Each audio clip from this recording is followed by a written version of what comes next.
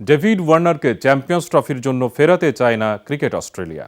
টি-20 বিশ্বকাপের পর অবসর গ্রহণের সময় আসন্ন আইসিসি চ্যাম্পিয়ন্স ট্রফিও খেলার ইচ্ছা প্রকাশ করেছিলেন ওয়ার্নার, কিন্তু ক্রিকেট অস্ট্রেলিয়ার ভবিষ্যৎ পরিকল্পনায় নেই অস্ট্রেলিয়ার হয়ে দ্বিতীয় সর্বোচ্চ 18,000 রান করা এই অজি ক্রিকেটার।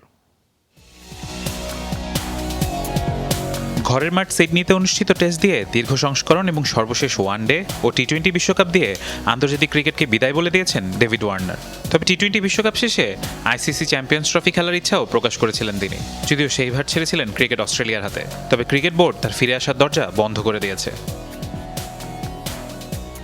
আমরা যা বুঝতে পারছি, ওয়ার্নি অবসরের ঘোষণা দিয়েছে। অস্ট্রেলিয়ার হয়ে 3 ফরম্যাটের দুর্দান্ত এক ক্যারিয়ারের জন্য তার প্রশংসা প্রাপ্য। তবে আমাদের পরিকল্পনায় পাকিস্তান সফরে সে থাকছে না। পাকিস্তানের মাটিতে আগামী বছর ফেব্রুয়ারিতে ওয়ানডে ফরম্যাটের চ্যাম্পিয়ন্স ট্রফির আসর বসবে। অবসর ভেঙে চ্যাম্পিয়ন্স ট্রফিতে খেলার ইচ্ছা পোষণ করলেও সেই সুযোগ আর পাচ্ছেন না এই ড্যাশিং ওপেনার। ওয়ার্নারের দারুণ একটি ক্যারিয়ার আছে, সে যে ঐতিহ্য রেখে গেছে তাতে ভবিষ্যতে তার মতো আরও ক্রিকেটার গড়ে উঠবে। তবে দল যেভাবে কঠিন সময়ের মধ্য দিয়ে এগুচ্ছে, তাতে সামনে রোমাঞ্চকর দিন অপেক্ষা করছে আমাদের জন্য। একই সঙ্গে মিচেল স্টার্ক ও গ্লেন ম্যাক্সওয়েলের মতো অভিজ্ঞতার ভবিষ্যৎ নিয়েও কথা বলেছেন নির্বাচক ও সাবেক অজি অধিনায়ক জর্জ বেইলি।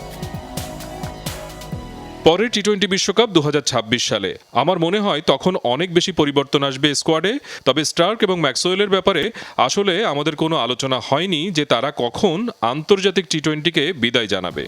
ওয়ার্নারই একমাত্র ক্রিকেটার যিনি অস্ট্রেলিয়ার হয়ে 3 ফরম্যাটেই 100-র বেশি ম্যাচ খেলেছেন।